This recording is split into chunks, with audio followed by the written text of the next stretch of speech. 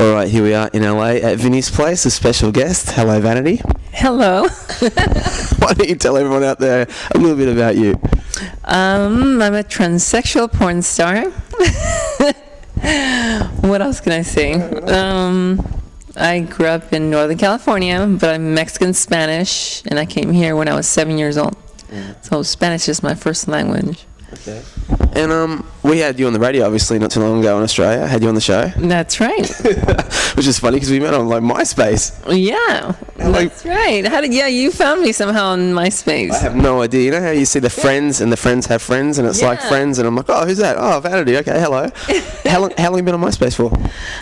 Only for like a month and a half. Can you believe that? Yeah. Well, same for me. Yeah. And had any crazy experiences apart from like Australian guys? I mean, you must get 1,000 emails or something like that every day. I do. I get tons of emails, which keeps me hooked coming back to MySpace every single day. I mean, I spend way too much time on that thing. It's cool because there's a lot of people there that are fans, a lot of new fans, a lot of people that I've known from years ago that I haven't seen in years. They're like, hey, I'm so glad I found you. And I'm like, whatever happened to these people? But now here they are. So it's neat, you know. I haven't done anything crazy other than this. But I can see how it can boost, things up and the website and everything. So right. Okay, now going back, because I asked you the story on the radio, but about your journey into becoming like the top transsexual porn star of the world. My goodness, like how did it all come about? Well, my girlfriend was already doing porn while I was being a secretary and thinking that I would never get into the porn business. That would be the last thing I'd think of. I wanted to be a big star, and I was pretty conservative back then, and then everything's changed. But my girlfriend was doing it. I was in a relationship that was not working out. I ended up moving in with the guy because I still believed in the fairy tale idea of love. And I came to find out that love was not all that it's cracked out to be. That is cracked out to be, yeah. And, well, living with him and him being so possessive and jealous and almost violent at times. Actually, he did get violent one time. He accused me of cheating on him. He tried to choke me. Oh, my goodness. That was the last time I lived with him. Right. I grabbed all my shit, moved out right away. That was the first time ever that I had moved in with somebody else. I moved out of home when I was 16, and I'd always lived on my own. And so this was my first time living with somebody else, and it was like, fuck this. If this is what love is all about, then I don't want it. Not like this. And so I moved out. And I called my girlfriend because she kept on insisting that I should come with her to Los Angeles. She was working for Devil's Films, and they wanted to see me. And they'd been asking her, over and over, come on, have your friend come over here. I guess she had shown them a picture. And then finally, I said, okay, let's go to LA. I need money. Because I had left my job as a secretary to live, when I moved in with that guy, because he was so jealous he didn't want me to work anymore. So that's what ended up happening. I didn't even have a job or anything, and then now I didn't even have a home. So staying with my girlfriend, I was like, fuck that, let's go to LA.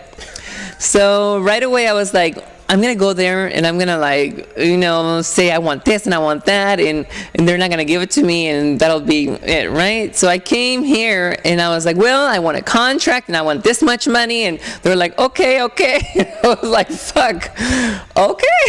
Wow. I guess I'm really going to do this. Wow. So I guess I just lucked out, Scary at first when you were doing it? Oh, yeah. I remember the first time they tricked me because they said, okay, you're set up for a scene in San Francisco.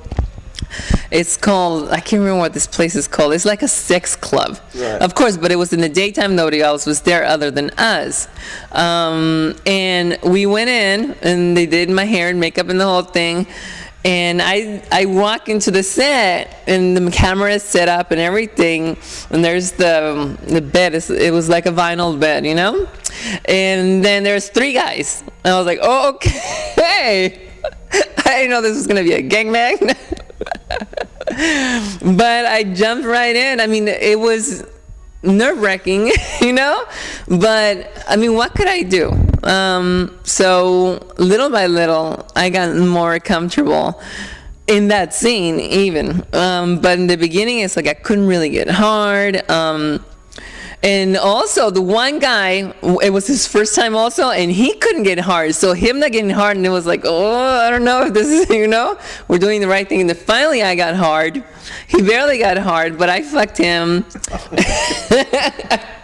And they all fucked me, and that's that was my introduction to porn. An interesting story, isn't it? So, like, going back to like even more so, not so much the story of the videos, but like, when you first start transforming. I mean, what was it like? I mean, do you look at photos when you're a kid, and does it trip you out, or did you always look kind of feminine, or what was the go? I always looked kind of feminine. I used to get teased a lot in school because I had a high voice, and my mannerisms were always feminine, and I was one of those, good kids that always went to, I don't understand, like if somebody would say to me, oh, you're a fag because you talk like a girl or something, and I'd be like, why? Why are you mean to me, right?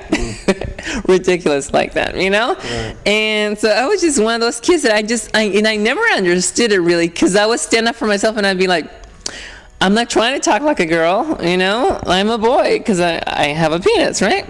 Even though I felt like a girl, I knew that I wasn't allowed to feel the way I feel. I remember when I was 5 years old, paging through a magazine, like a GQ magazine in Mexico, and realizing that I was attracted to these men in it. And I remember we were looking through it with my brothers, and I said, oh, this guy is handsome. They said, you're not supposed to say that. And I said, well, what am I supposed to say? And they're like, and I said, oh, okay, well, then he's pretty. And they're like, you're not supposed to say that either. And I was like, what am I supposed to say? They're like, nothing. And I remember my brother Robert grabbed the magazine and threw it against the wall, and he got pissed off. And I was like, okay. I realized that I wasn't allowed to feel what I felt, and even much less talk about it. So I just kept it all in, and even though I felt like a girl, and I never knew why I was different, and I tried not to question it, or because I knew that there was no way to let it out, because the same thing would happen as what happened with the magazine. You just don't talk about it, especially in a Hispanic family. So I just went through life, not knowing why I was different. I actually didn't come to find out what a transsexual was until my later teen years. And but before that, it was like, okay, this is how I feel. I'm just gonna do it, like in the closet behind closed doors. And yet at the same time, I remember I used to do my mom's makeup, and I used to do, her hair and the whole thing. And my sisters, I remember when I was a kid, they would dress me up. I don't know why. Maybe they just saw the femininity in me. Remember my sister Alicia, she used to always, put makeup on me. And I was like her, like human doll, She would take me everywhere. I was like her favorite. And then she would give me dolls, so we'd be playing with dolls, and we'd play house. And I mean, I'd play with the boys every once in a while too. I guess you could say that if I'd really been a girl, I'd be a little bit I'm very active. And I remember at an early age, I found out who Wonder Woman was, and I wanted to be Wonder Woman.